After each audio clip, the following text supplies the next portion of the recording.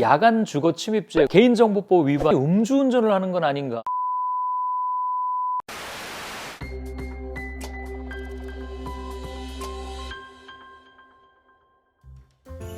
메리 크리스마스!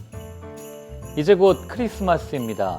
여러분은 크리스마스 하면 무엇이 떠오르세요? 선물을 받고 기뻐하는 아이들의 모습들, 사랑하는 연인들의 그 달콤한 데이트의 모습들, 정말 생각만 해도 크리스마스는 너무 행복한 시간들입니다. 저는 모든 나라에서 똑같은 모양으로 크리스마스를 다 지키는 줄 알았어요. 옆 나라 일본만 하더라도요, 크리스마스를 지키는 모습이 많이 다르더라고요. 일본은 크리스마스가 공휴일이 아니거든요.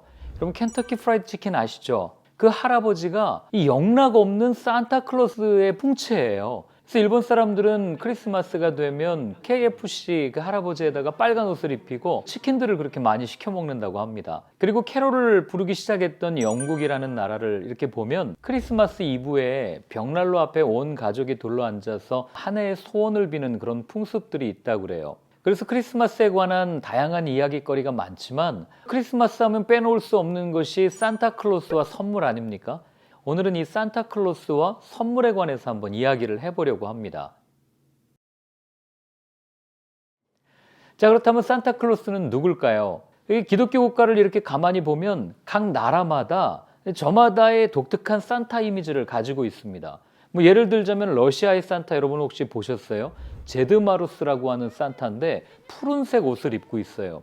아마도 추운 나라다 보니까 얼음 왕국 이런 이미지를 담고 싶었던 것 같아요. 그런데 이 제드마루스는 혼자 일하지 않습니다. 항상 한 소녀와 협업을 하는데 그 소녀의 이름은 스네그로츠카라는 소녀예요. 착한 아이들에게는 가서 선물을 주지만 나쁜 아이들에게는 그 아이들을 얼려버리는 아주 독특한 능력을 갖고 있는 산타가 러시아의 산타입니다. 또 여러분 네덜란드의 산타 혹시 보신 적 있으세요? 신터클라스라고 하는 산타인데 이 산타도 굉장히 독특합니다. 이 스페인에서 배를 타고 암스테르담으로 건너오는 산타거든요. 아무것도 하지 않아요. 뒷짐지고 서 있습니다. 그리고 이 산타가 데리고 온 한 조수가 그 모든 일들을 다 합니다. 그 조수의 이름은 검은 흑인 피터라는 조수예요. 아무래도 이 사파가 그려지던 당시에 네덜란드가 처했던 상황이 이 식민지를 많이 갖고 있었던 나라였기 때문에 그런 어떤 식민지 사관이 그 가운데 이렇게 들어있지 않은가 하는 생각을 할 수 있는 거죠. 자, 그렇다면 산타는 도대체 누구일까? 우리는 보통 산타 하면은 빨간색 옷을 입은 산타클로스를 생각을 하거든요. 그러나 19세기 이전에 보면 검은색 옷을 입은 산타도 있고요. 파란색 옷을 입은 산타도 있습니다.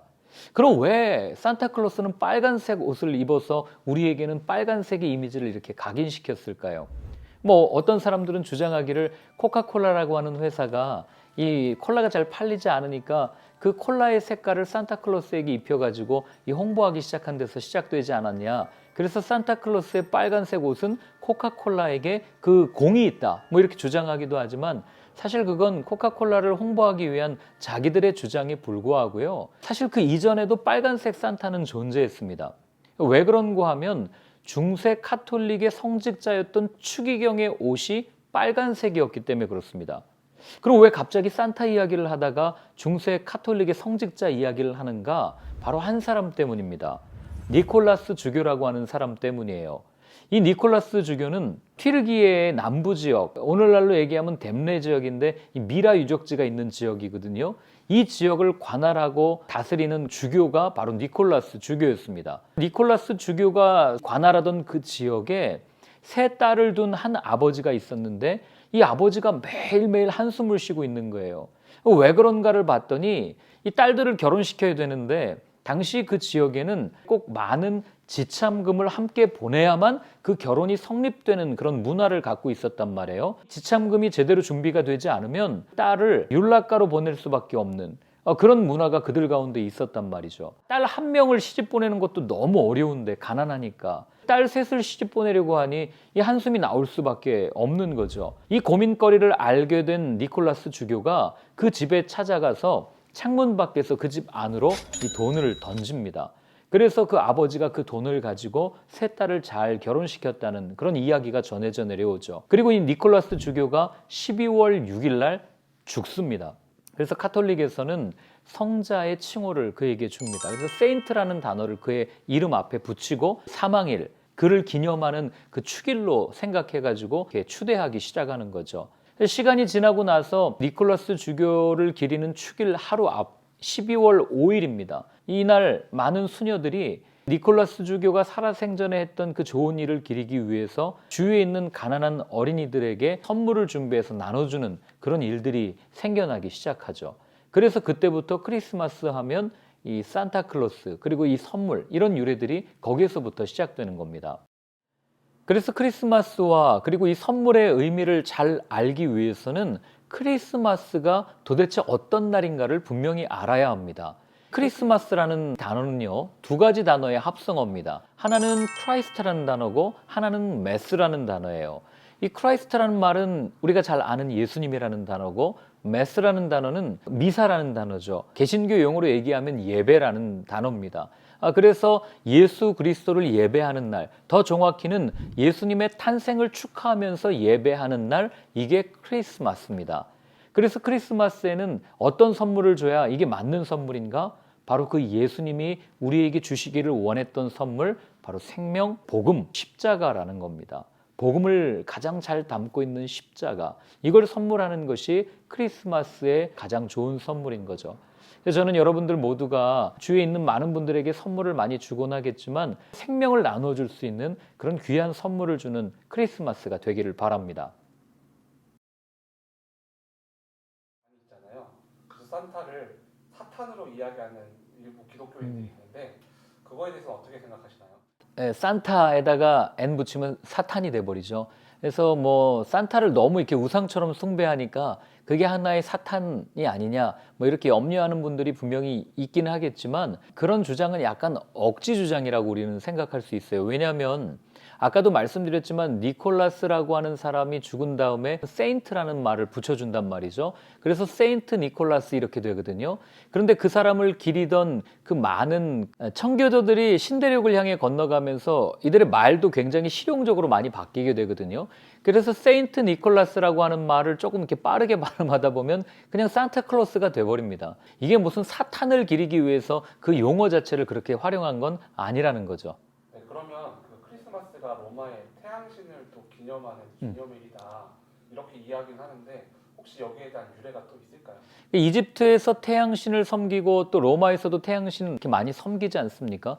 근데 왜 12월 25일을 이렇게 태양신의 생일로 기념하냐면 12월 23일이 이 동짓날이죠. 동짓날이 사실은 태양이 제일 짧은 날인데 태양의 생명력이 제일 없는 날. 그래가지고 태양의 생일을 12월 25일로 해가지고 이 많은 태양을 숭배하는 사람들이 그날을 기념일로 지켰단 말이죠. 그러다가 기독교가 공인됩니다. 313년에 이제 공인되고 나서 기독교가 국교가 되어버리는데 한 가지 문제가 생기죠. 이 로마라고 하는 나라는 다문화 국가예요. 다종교 국가입니다. 그런데 하루아침에 갑자기 기독교를 국교로 해버리면 다른 종교를 믿는 사람들이 이게 굉장히 많은 거부 반응과 반발심이 생길 것 아니에요.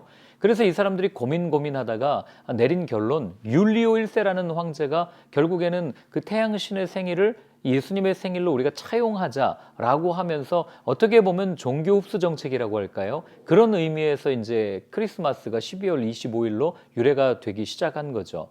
성경에는 예수님의 생일이 하나도 나오지 않거든요. 정확하게 예수님의 생일이 언제다라고 알 수는 없고 여러 가지 추측들이 있을 뿐이에요. 근데 그 추측을 하면서도 이때쯤이 되겠다 했는데 그때가 때마침 12월이었고 그리고 또 많은 사람들을 흡수하려는 정책을 펴려다 보니 그 비슷한 날을 이렇게 해서 태양신을 섬기는 사람들도 그냥 자기네 민족으로 흡수하기 위해서 이렇게 한 것이 아닌가라고 생각을 합니다. 예, 그리고 오늘 저희들이 이렇게 크리스마스에 관해서 함께 살펴보았는데요. 사실 크리스마스에 관해서는 하고 싶은 얘기가 너무나도 많고 또 할 이야기들도 많습니다. 여러분들이 뭐 인터넷 찾아보시면은 크리스마스의 기원, 크리스마스의 유래, 크리스마스의 의미 뭐 여러 가지 것들을 다양하게 찾아보실 수 있을 거예요. 그러나 오늘 우리가 산타클로스와 선물에 관해서만 이야기를 나눴던 이유는 크리스마스의 본질이 무엇인지 그리고 그 산타클로스의 의미가 무엇인지 그래서 아까 말씀드렸던 그 주교의 이야기를 했지만 그 주교도 사실은 이 땅에 오신 예수님을 그냥 드러내는 하나의 도구였을 뿐 진정 크리스마스의 주인공은 예수님이라는 것을 꼭 기억하시면서 우리가 기쁘게 그 생명을 나누는 그런 크리스마스로 보내셨으면 좋겠습니다. 메리 크리스마스!